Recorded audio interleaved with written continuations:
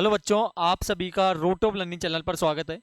तो बच्चों, आज हम आपके कक्षा 8 का मॉडल प्रश्न पत्र यहाँ पर 4 जिसका पार्ट 2 यानी लघुत्तरात्मक प्रश्न से आज हम बच्चों यहाँ पर हल करने वाले हैं।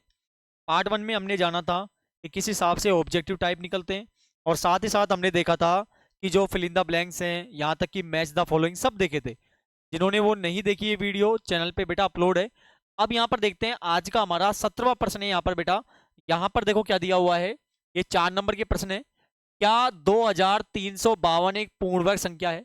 यदि नहीं है तो 2352 का सबसे छोटा गुणज प्राप्त कीजिए जो कि पूर्ण वर्ग संख्या है, तथा नई संख्या का वर्गमूल भी ज्ञात कीजिए।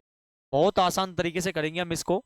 तो हमें क्या करना पड़ेगा, 2352 का यहाँ पर अभाज्य गुणनखंड विधि से हम वर्गमूल चेक करते हैं कि है पूर्ण है या नहीं है। तो यहाँ पर 2 का भाग दोगे 1 1 और 7 6 आएगा। फिर आप 2 का भाग दोगे 5 8 8 आएगा। फिर आप 2 का भाग दोगे 2 9 और 4 आएगा। फिर आप 2 का भाग दोगे 1 4 7 आएगा। ठीक है ना। फिर आप इसी प्रकार 3 का भाग दोगे 3 चौके 12 3 नाम 27। फिर आप 7 का भाग दोगे 7 आएगा, और 7 का भाग दोगे 1 आएगा। पूर्ण वर्ग संख्या वो कहलाती है जिसके दो दो के जोड़े बन जाते हैं। ठीक है। यहां पर देखो 2 का जोड़ा बन गया, इसका जोड़ा बन गया और इसका जोड़ा बन गया। इसका जोड़ा बेटा नहीं बना, 3 का जोड़ा नहीं बना। तो आप क्या कह सकते हो, यहां 2352 एक पूर्ण वर्ग संख्या नहीं है। पूर्ण वर्ग संख्या नहीं है, ये इस प्रकार आप लिख दोगे, नहीं है। हमें क्या करना होगा बेटा, आप यहां पे लिख देना कि जब हम 2352 को 3 से गुणा कर देंगे, गुणज का मतलब जो संख्या कम पड़ रही है उसे लेके आना है। तो 3 का हमारे पास 1 और 3 मिल जाए तो इसका जोड़ा बन जाए। तो यहां पर यदि हम 2352 को 3 से गुणा कर देंगे तो हमें पूर्णवर्ग संख्या प्राप्त हो जाएगी। ठीक है ना। तो आपको क्या करना है, उस नई संख्या का वर्गमूल भी ज्ञात करना है। तो ज्ञात कर दो, ये जोड़ा निकल जाएगा, ये जोड़ा निकल जाएगा, और जब आप एक 3 लेके आ जाओगे तो उसका जोड़ा बन जाएगा, और 7 आपके पास है। तो 7 तिया 21, 21 दूना 42, और 42 दूना कितना हो गया बेटा, 42 दूना हो जाएगा यहाँ पर 84। तो इस प्रकार इसका नया वर्गमूल क्या निकलेगा, 84 यहाँ पर निकलेगा। ठीक है ना। 5% वार्षिक दर से 15,000 रुपए का 2 वर्ष के अंत में ब्याज और भुगतान की जाने वाली कुल राशि ज्ञात कीजिए। यहाँ पर बोला नहीं है कौन सा ब्याज है, तो हम मानेंगे यहाँ पर साधारण ब्याज है। साधारण ब्याज का जो सूत्र होता है बेटा, वो होता है बेटा मूलधन गुणा दर गुणा समय बटे में 100। ये इसका सूत्र होता है। देखो मूलधन यहाँ पर कितना है बेटा, 15,000 रुपए है, 15,000 लगा देंगे। गुणा दर कितनी है, यहाँ पर दर का मतलब रेट जो कि 5% है। समय कितना है, 2 है, बटे में क्या है 100 है। 2 जीरो से 2 जीरो काट देंगे। 150 गुणा 5 को 10, 5 को 2 से गुणा करने पर 10 आएगा। 1,500 रुपए यहाँ पर ब्याज हो गया। याद क्या करना है, भुगतान की जाने वाली राशि भी बतानी है। यानी भुगतान का मतलब हो गया मिश्रधन। मिश्रधन का मतलब ये होता है बेटा, जितने रुपए आपके पास थे यानी 15,000 रुपए आपने जो लिए थे वो, और साथ में ब्याज कितने का, 1,500 रुपए का, इन दोनों को जोड़ दो, 16,500 रुपए यहाँ पर क्या हो जाएगा, भुगतान की जाने वाली राशि यहाँ पर आ जाएगी। तो 2 आंसर हो गए, एक तो ये हो गया ब्याज, और ये आपका हो गया बेटा भुगतान की जाने वाली राशि। ये 2 चीजें हमें यहाँ पर बतानी थी। अगला प्रश्न देखते हैं। अगला 19वां है। बोतलों के एक बैच को 25 बॉक्सों में रखा जाता है, जबकि प्रत्येक बॉक्स में 12 बोतलें हैं। यदि इसी बैच की बोतलों को इस प्रकार रखा जाए कि प्रत्येक बॉक्स में 20 बोतलें हो, तो कितने बॉक्स यहां पर भरे जाएंगे। देखो ये आपको इस प्रकार से एक चार्ट बना लेना, और यहां पर इस प्रकार से टुकड़े कर देना। ठीक है बेटा। यहां पर देखो बोतलों के एक बैच में 25 बॉक्सों में रखा जाता है, जबकि प्रत्येक बॉक्स में 12 बोतलें आती हैं। तो देखो यहाँ पर बॉक्सों की संख्या हो जाएगी, और यहाँ पर बेटा जो बोतलें हैं उनकी संख्या लिख देंगे। तो यहाँ पर 25 बॉक्स हैं, उनमें कितनी बोतलें आती हैं, 12 बोतलें आती हैं। तो आपसे पूछा है 20 बोतलें यदि रखनी हो तो कितने बॉक्सों की जरूरत होगी। तो ये पर हम हो जाएगा बेटा x। ठीक है ना। यहाँ पर एक तो विधि देखनी पड़ेगी आपको। ठीक है ना, कितने बॉक्स यहाँ पर भरे जाएंगे। तो हम यहाँ पर ये x1 है, ये आपका y1 है, ये आपका x2 है, और ये बेटा क्या है y2 है। तो हम यहाँ पर क्या करेंगे, x1 को गुणा कर देंगे y1 से और x2 को गुणा कर देंगे बेटा y2 से। तो यहाँ पर 25 गुणा 12 हो गया, यहाँ पर x गुणा 20 हो गया। x को बाहर कर दो, गुणा किस में चल जाएगा, यहाँ पर भाग में यहाँ पर चला जाएगा। दोनों 4 4 से कट जाएंगे और 5 से कट जाएगा बेटा कितना, 5 बार। तो यहाँ पर कितनी बोतलें आएंगी, 15 बोतलें यहाँ पर आएंगी। तो इसका आंसर क्या हो जाएगा, 15 यहाँ पर हो जाएगा। ठीक है ना। यहाँ पर दो विधियां आपने पढ़ी हो, प्रत्यक्ष और अप्रत्यक्ष विधि, वो मैंने अप्रत्यक्ष विधि से किया है ये। और इसका बेहतरीन और समझाने के लिए मैं एक पर्सनल इसकी वीडियो बना दूंगा। ठीक है ना। तो अगला देखिए, गुणा कीजिए। यहाँ पर गुणा हमें करना होगा x माइनस 6 और आपको साथ में दिया हुआ है 6x प्लस 9 का हमें गुणा करना है। x माइनस 6 का गुणा करना है किससे, 6x प्लस 9 से। पहले x का इन दोनों से गुणा करेंगे तो हम यहाँ पे इस प्रकार कर देंगे, और साथ में माइनस 6 का भी इन दोनों से हमें क्या करना होगा, गुणा यहाँ पर करना होगा। ठीक है। तो यहाँ पर देखो 6x और x कितना हो गया, x स्क्वायर हो गया। 9 को x से करोगे 9x आएगा, माइनस 6 चांग कितना हो गया, 36 हो गया, प्लस माइनस माइनस और 6 नाम कितना हो गया, 54 यहाँ पर हो गया। ठीक है ना। अब देखिए, ये भी x का नंबर, ये भी x का नंबर, एक प्लस में एक माइनस में, और प्लस माइनस क्या होता है, माइनस होता है। 6x स्क्वायर को इसी प्रकार लिख देंगे। अब यहाँ पर देखो माइनस का नंबर बढ़ा है, माइनस लगा दो। 36 में से 9 गया तो कितना बच गया, 27। 27x माइनस का क्या हो गया, 54। ये हमारा क्या हो गया यहाँ पर आंसर, यहाँ पर बिल्कुल आसान तरीके से हो गया। ठीक है।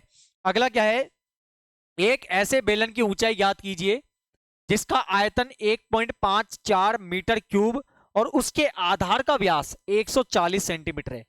व्यास का मतलब बेटा डायमीटर होता है, यानी कितना दिया हुआ है, 140 सेंटीमीटर आपको दिया हुआ है। इसकी त्रिज्या आप ज्ञात कर दो, यानी कि आपको r निकालना पड़ेगा जो कि व्यास का आधा होता है। आधा कर दो, कितना हो गया, 70 हो गया। ठीक है ना। अब यहाँ पर देखो आयतन मीटर में दिया हुआ है तो इसको आपको मीटर में बदलना होगा। 1 मीटर में होते हैं 100 सेंटीमीटर, तो 70 में आप जब 100 का भाग दोगे तो आपके पास 0.7 मीटर यहाँ पर आ जाएगा। ठीक है ना। आपको यहाँ पर क्या दिया हुआ है, बेलन का आयतन दिया हुआ है। अब यहाँ पे लिखो बेलन का आयतन। तो बेलन का जो आयतन होता है उसका सूत्र बेटा होता है क्या, पाई आर स्क्वायर एच यहाँ पर होता है। अच्छा, बेलन का आयतन कितना है, 1.54, पाई का मान 22/7, आर कितना है 0.7, स्क्वायर का मतलब 2 बार लिख दो, और एच हमें ज्ञात करना है, ऊंचाई तो हमें ज्ञात करनी होगी। ठीक है ना। अब यहाँ पर देखो पॉइंट हटाओ, एक संख्या बाद पॉइंट है, 1 0 बढ़ाओ, यहाँ पर भी 1 0 बढ़ा दो, यहाँ पर देखो 2 संख्या बाद पॉइंट है, 2 0 बढ़ा दो, नीचे 0 से बराबर में 0 कट जाएंगी, कट गई। 7 से 7 कट गया, काट दिया साहब।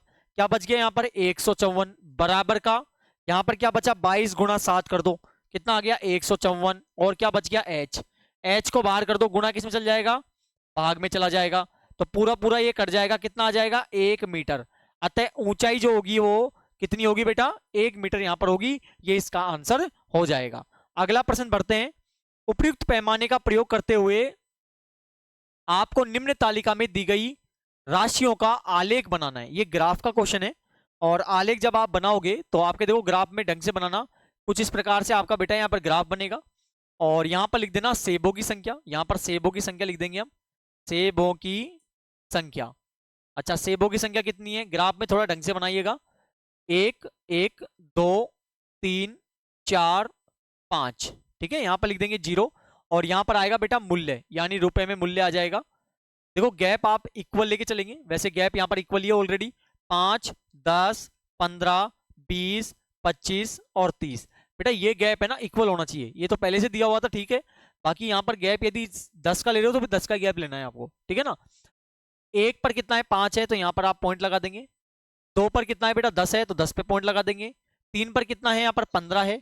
4 पर 20 है। 5 पर कितना है, 25 है। और जब आप इस लाइन को मिलाएंगे तो बिल्कुल आपकी स्ट्रेट लाइन जाएगी, और ये इसका आंसर यहाँ पर हो जाएगा। ठीक है ना, बिल्कुल आसान तरीका है। 4 नंबर का पक्के हो गए यहाँ पर इस प्रकार से।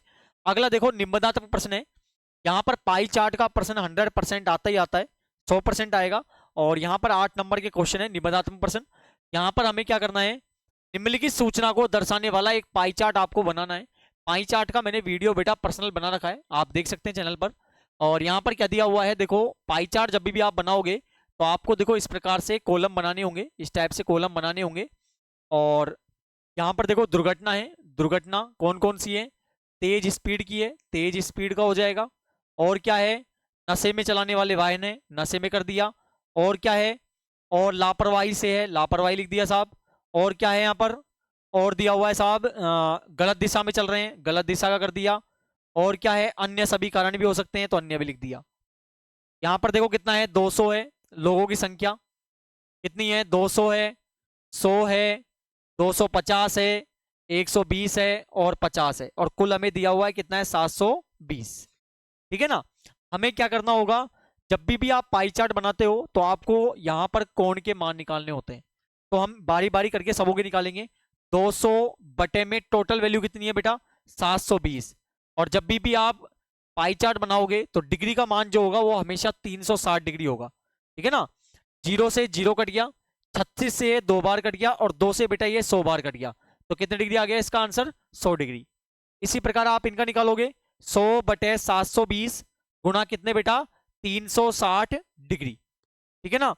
0 से 0 कट गया, 36 से 2 बार कट गया, और 2 से कितनी बार कट गया, 50 बार। तो कितना आ गया बेटा यहाँ पर, 50 डिग्री आ गया। इसी प्रकार आपको सबों के यहाँ पर निकालने होंगे, जो कि आप आसान तरीके से निकाल लेंगे। और पाई चार्ट जो होता है वो प्रकार, पेंसिल, स्केल, इनकी सहायता से आपको बनाना है, और डीबी होना चाहिए। और मैंने वीडियो बना रखी है उसकी पर्सनल एक, वो लिंक आपको मिल जाएगा, नहीं तो चैनल पर आपको देख सकते हो वहां पर।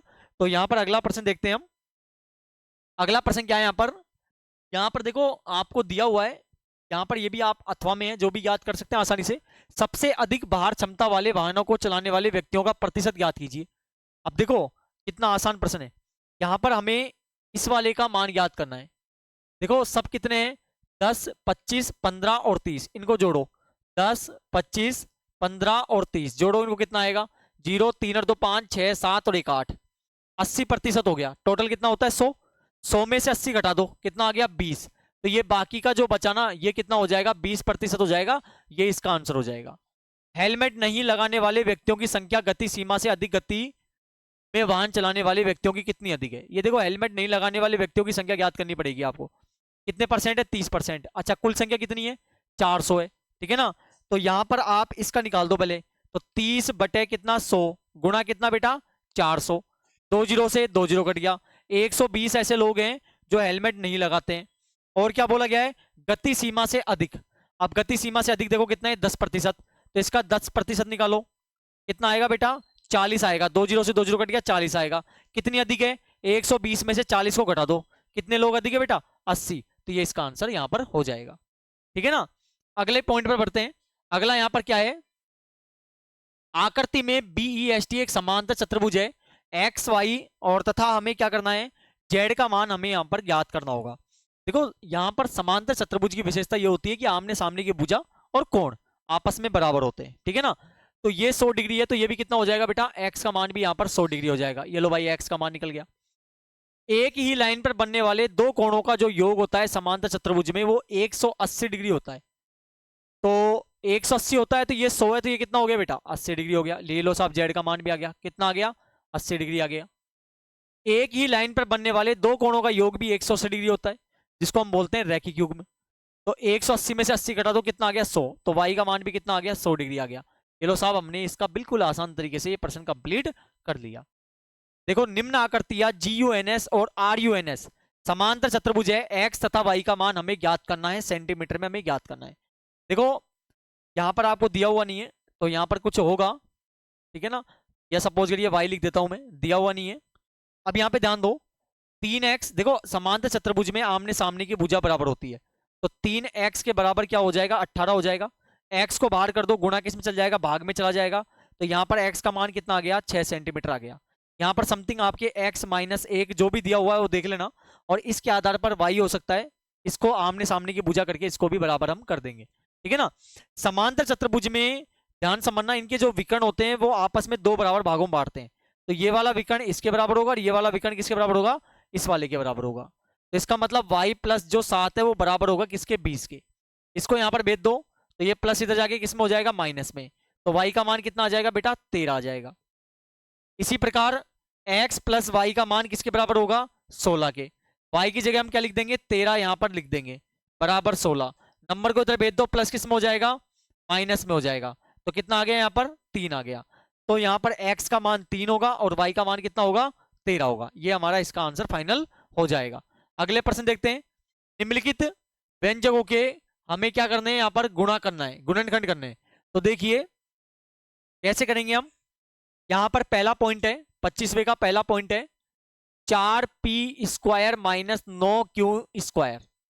देखो ये स्क्वायर है तो 4 का स्क्वायर बनाओ 2 होता है, 2 दूनी 4, तो 2p का स्क्वायर कर दो। इसी प्रकार यहाँ पर 3 का स्क्वायर हो जाएगा 9q² हो गया। यहाँ पर एक आइडेंटिटी लग रही है a² माइनस b², जिसका मतलब होता है a माइनस बी और a प्लस बी।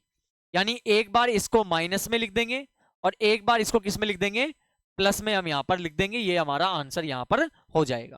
ठीक है, अगला पॉइंट देखते हैं सेकंड वाला। ये इसी प्रकार का है 49y² माइनस 36। गुणनचास किसका होता है, 7 का, सातों सातों गुणनचास। ठीक है ना, y² माइनस 36 किसका होता है, 6 का। इसी प्रकार इसकी आइडेंटिटी लगाना a² माइनस b², एक बार माइनस में और एक बार क्या लिख दोगे, इसको आप प्लस में लिख दोगे, आपका आंसर आ जाएगा। यहां पर थर्ड पॉइंट देखो, थर्ड पॉइंट क्या है 5y² माइनस 20y माइनस का 8z प्लस का 2yz।